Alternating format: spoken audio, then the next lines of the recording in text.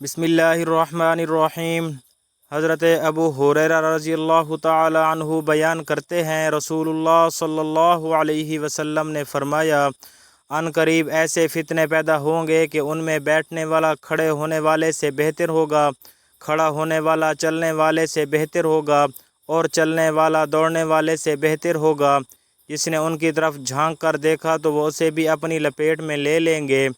جو شخص کوئی پناہ گاہ یا بچاؤ کی جگہ پائے تو وہ وہاں پناہ حاصل کر لے۔ اور مسلم کی روایت میں ہے، فرمایا، فتنے پیدا ہوں گے، ان میں سونے والا جاگنے والے سے بہتر ہوگا، جبکہ ان میں جاگنے والا کھڑے ہونے والے سے بہتر ہوگا، اور کھڑا ہونے والا ان میں دوڑنے والے سے بہتر ہوگا۔ جو شخص کوئی پناہ گاہ یا بچاؤ کی جگہ پائے تو وہ وہاں پناہ حاصل کر لے۔ مشکوٰۃ المصابیح، حدیث نمبر 5384۔ حضرت ابو بکر رضی اللہ تعالی عنہ بیان کرتے ہیں، رسول اللہ صلی اللہ علیہ وسلم نے فرمایا، عن قریب فتنے برپا ہوں گے، سن لو پھر بڑے فتنے ہوں گے، سن لو پھر ایسے عظیم فتنے ہوں گے کہ ان میں بیٹھنے والا چلنے والے سے بہتر ہوگا، ان میں چلنے والا دوڑنے والے سے بہتر ہوگا۔ سن لو جب یہ واقع ہو جائیں تو جس کے پاس اونٹ ہو تو وہ اپنے اونٹوں کے ساتھ مشغول ہو جائے، جس کی بکریاں ہوں وہ اپنی بکریوں کے ساتھ مشغول ہو جائے، اور جس کی زمین ہو تو وہ اپنی زمین کے ساتھ مشغول ہو جائے۔ ایک آدمی نے عرض کیا، اللہ کے رسول بتائیں، جس شخص کے پاس اونٹ نہ ہوں، نہ بکریاں ہوں اور نہ ہی زمین ہو تو وہ کیا کرے؟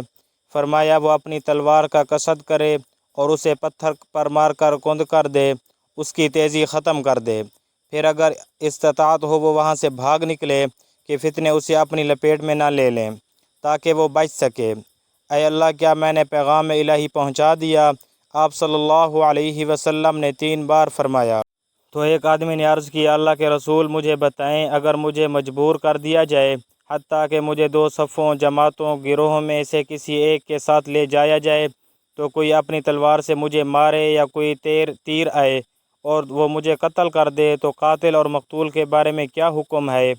آپ صلی اللہ علیہ وسلم نے فرمایا، وہ قاتل اپنے اور تمہارے گناہ کا بوجھ لے کر واپس آئے گا اور وہ جہنمی ہوگا۔